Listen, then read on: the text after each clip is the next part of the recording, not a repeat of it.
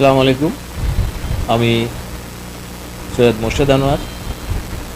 আমি বাগেরহাট পৌরসভায় জাতীয় নাগরিক পার্টি এনসিপি মনোনীত মেয়র প্রার্থী।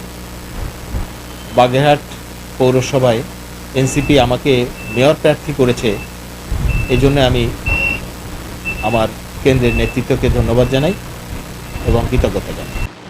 কারণ এনসিপি একটা নতুন রাজনীতি নিয়ে আসছে, নতুন রাজনৈতিক বন্দোবস্ত নিয়ে আসছে, যার মূল উদ্দেশ্য হচ্ছে সমাজের সকল শ্রেণীর বৈষম্য দূর করা। বাগেরহাটে পৌরসভার ক্ষেত্রে আমরা এই শহরে নানান রকম বৈষম্য দেখেছি দীর্ঘদিন ধরে। আমরা এই সমস্যাগুলো ফেস করে বড় হয়েছি, এই শহরেই বড় হয়েছি, এই শহরেই জন্ম।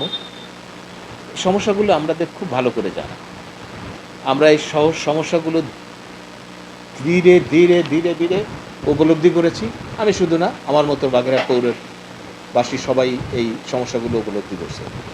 আমরা যে সমস্যাগুলো আমি ব্যক্তিগতভাবে উপলব্ধ করছি, এগুলো আমি সমূলে উৎপাটন করব, এ ব্যাপারে আমি দৃঢ়ভাবে প্রতিজ্ঞাবদ্ধ।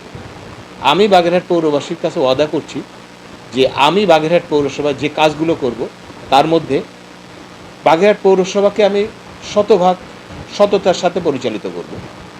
যেখানে মানুষকে পৌরসভার কোনো সেবা পেতে বিড়ম্বনা পেতে হবে না, শতভাগ দুর্নীতিমুক্ত থাকবে পৌরসভা, এবং পৌরসভার সকল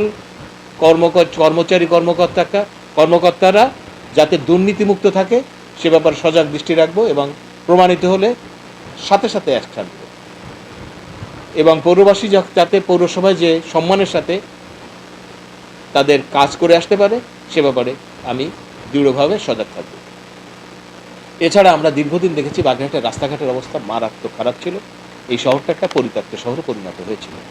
আমরা এই শহরকে শতভাগ রাস্তা এবং ড্রেন ভালো করব, এর কোনো বিকল্প নাই। এবং এই রাস্তা এবং ড্রেন যাতে ভালো থাকে এই জন্য একটা মেনটেন্যান্স টিম করতে হবে, যে মেনটেন্যান্স টিম অল্প রাস্তা খারাপ হলেই যাতে এই রাস্তাটা তড়িৎ মেরামত করতে পারে, এটা ফেলে রাখা হবে না। এবং বাগেরহাটের যে সড়ক বাতিগুলো আছে, এই বাতিগুলোকে শতভাগ বাতি যাতে জ্বলে রাতে, এবং কোনো রকম মাদক এবং চাঁদাবাজ বা কোনো রকম সন্ত্রাসী কার্যক্রম রাতের বেলা না হয়, সেজন্য আমার একটা টিম থাকবে, তারা এইগুলো পর্যবেক্ষণ করবে। এছাড়া বাগেরহাট পৌরসভার যে জিনিসটা সমস্যা আমি দেখেছি, এই রাস্তাঘাট উন্নয়ন দেখি নাই, এর মধ্যে সৌন্দর্যবর্ধন আমরা পাইনি। আমরা অনেক সৌন্দর্যবর্ধনের জায়গা আছে, বাগেরহাটে একটা সুন্দর নদী আছে, এই নদীকে ঘিরে আমরা পৌরসভাকে অত্যন্ত সৌন্দর্য মণ্ডিত করতে পারি। এই পৌরসভার নদীর পাশে আমরা একটা ওয়াকওয়ে করতে পারি, এবং নদীর পাশে যে রাস্তাটা আছে এটাকে আমরা আরও চওড়া করে বর্ধিত করতে পারি। এই সুযোগ আছে, এগুলোর উদ্যোগ তো নেইনি। আমাদের কোনো বিনোদন কেন্দ্র নেই, কোনো মার্কেট নাই, এগুলো আমাদের দাবি, বাগেরহাটবাসীর প্রাণের দাবি, এগুলো আমরা উপলব্ধি করি। আমরা এইসব ব্যাপারে কাজ করব ইনশাল্লাহ। এবং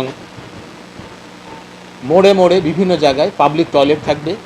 উন্নত যে শহরগুলো আছে, বিভিন্ন বাংলাদেশের বাইরের বিভিন্ন দেশের যেসব উন্নত শহরগুলো আছে, এই শহরগুলোকে যেভাবে পরিচালিত হয় এবং যে সুযোগ সুবিধাগুলো পায়, আমরা চেষ্টা করব সেই রকম সুযোগ সুবিধা আমাদের বাগেরহাটের মানুষকে দিতে।